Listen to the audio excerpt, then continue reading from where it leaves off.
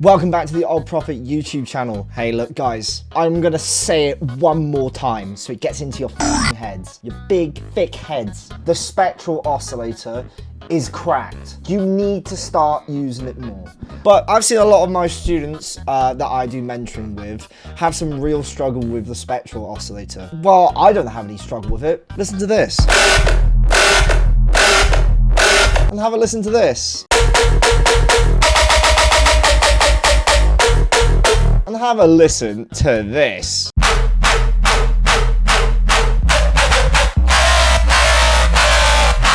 How much potential did all those synths have? Loads. That's why I'm playing Lost Lands this year. I'm not. And I never will, because I don't want to be in America right now. It looks like it sucks, to be honest. Anyway, what are you guys doing wrong that I'm doing right? It's about what you're putting into the Spectral oscillator and then how you're doing it. So these things right here. Actually, before we go on, I wanted to have a little look at this one right here. It's called fret level bass. And I made this on accident, but once I made this, I kind of discovered a really good way to use the Spectral oscillator. This is the fret level bass that is literally inspired by this song.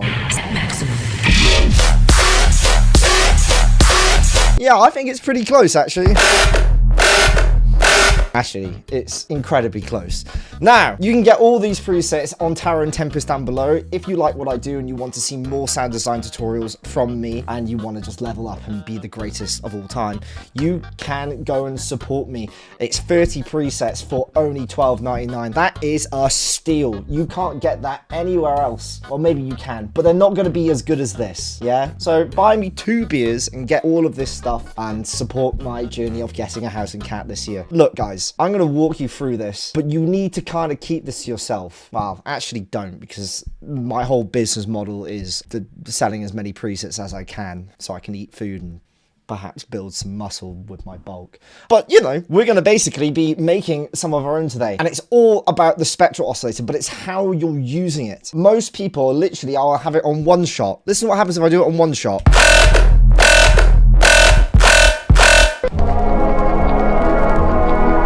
Where it only goes through once. But what if I change it to manual mode and then have the position follow the LFO?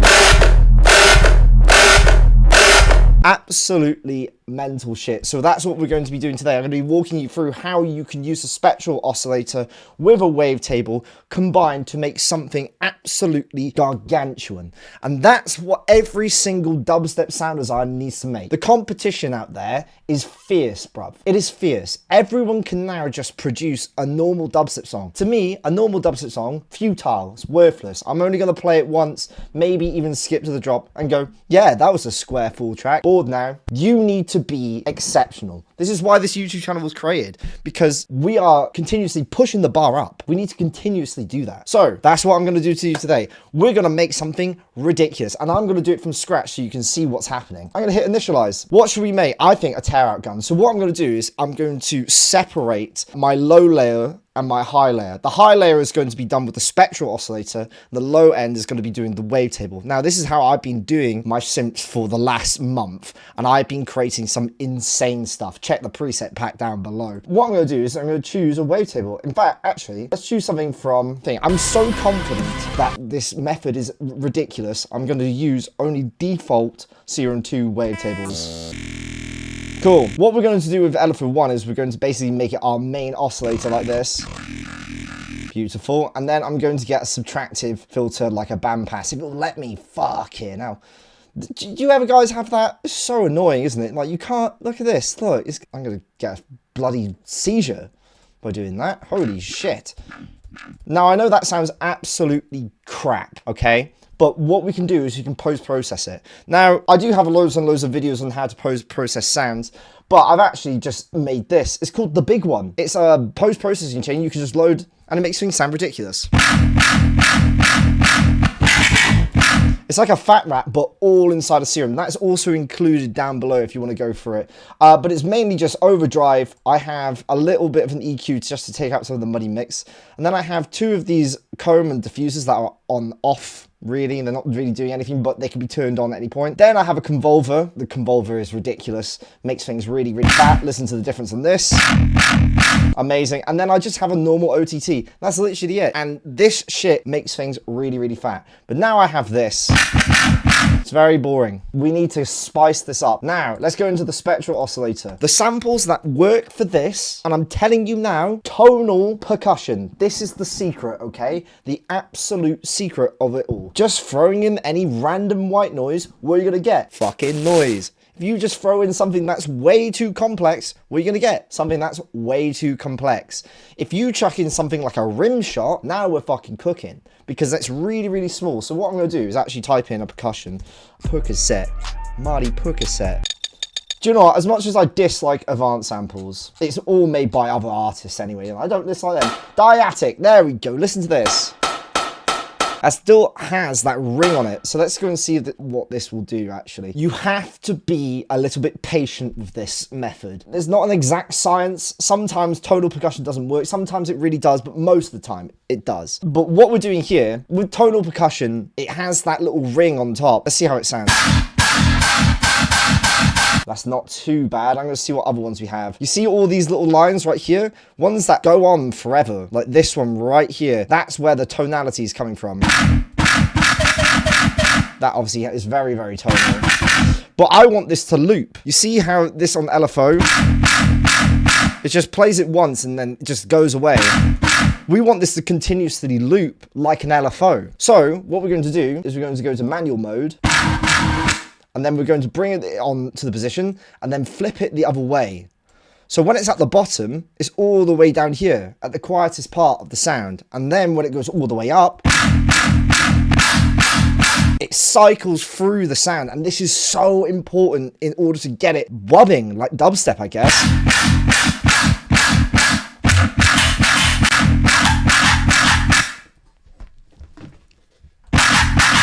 What is this one? Hang on, Diatic. I love Diatic stuff, man. It's fantastic.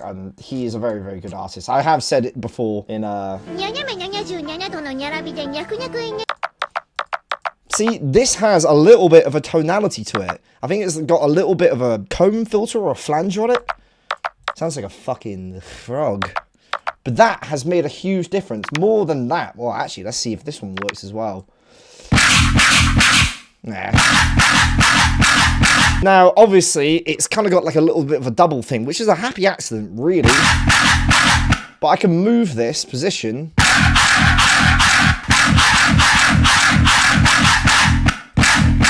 There we go. You couldn't have conceptualized this yourself. This is the thing, what you need to be doing is literally experimenting with this spectral thing and just flipping around with it. I think some sub bass on this would be fantastic.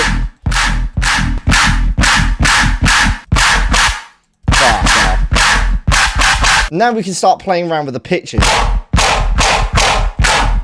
I'm gonna try and choose something a little bit smoother than this. Now we're getting a little bit of a square chord sort of tone here. We are getting a little bit of harshness. Well, I've been loving this wavetable in SERUM 2. Which one is it? It's called Oomph. Absolutely ridiculous. Fuck off.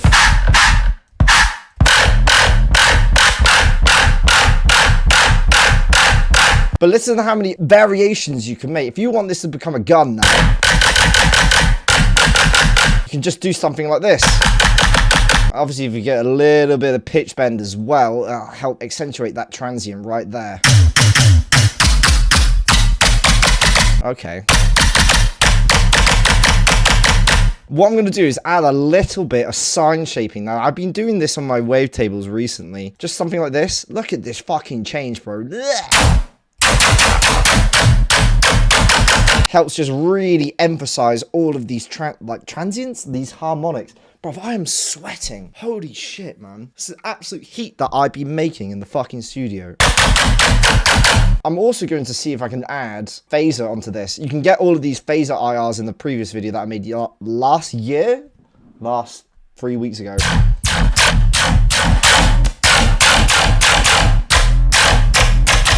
Yeah, that can definitely be layered on top. I want to make a fucking synth out of that last one that I made. I love the undo button on SERUM, bro. It's a lifesaver.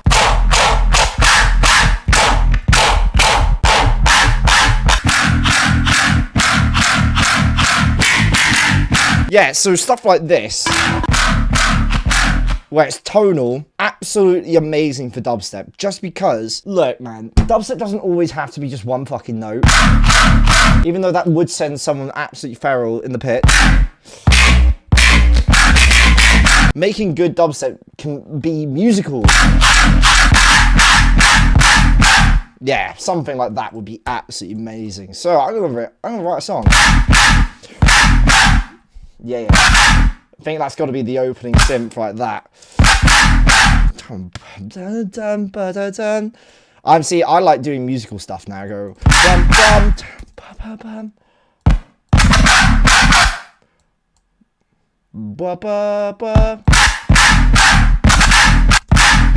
Oh yeah. Hell yeah.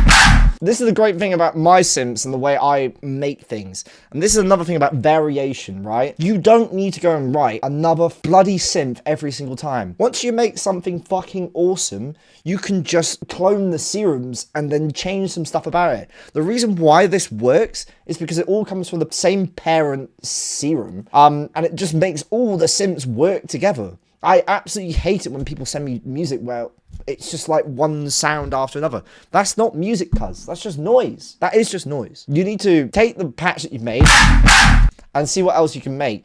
For example, the way I do things is I use one LFO for everything. Now, if I want to sustain...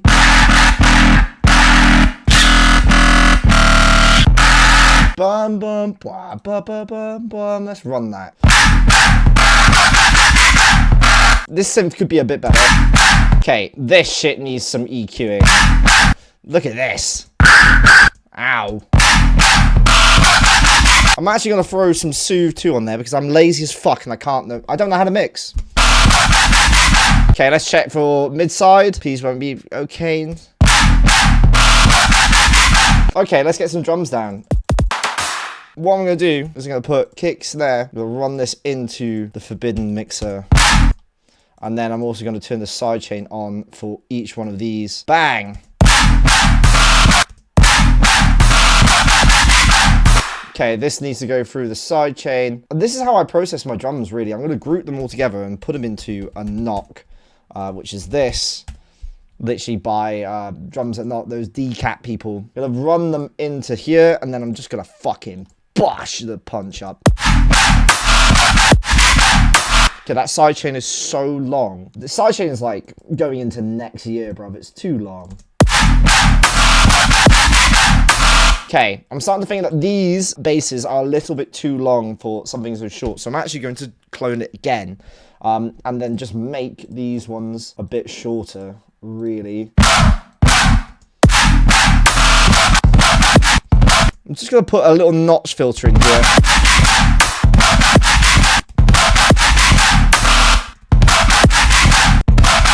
The low end is a bit fucked. Do we care? Bass music, innit? I don't fucking give a fuck.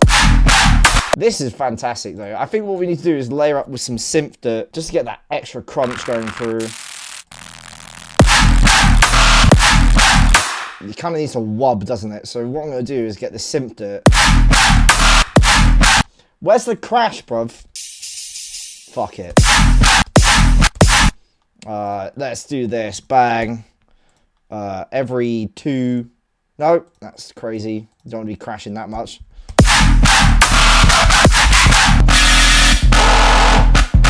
So what you can do here is that you can actually bring back some tonality using the filter. So right here, we have a filter that you can actually impose onto the spectral. What I like to do is do this, where you just boost frequency like this. Now, you can see over here, it's made some parts a bit brighter. If I go and tackle the brightest part, you can actually make it a little bit more tonal.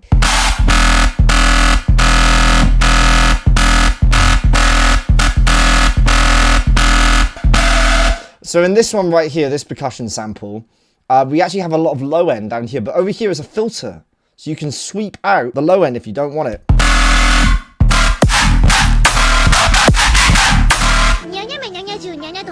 でにゃくにゃくいにゃにゃくにゃにゃはんにゃにゃじゃいにゃんにゃくにゃらべてにゃがにゃがめ。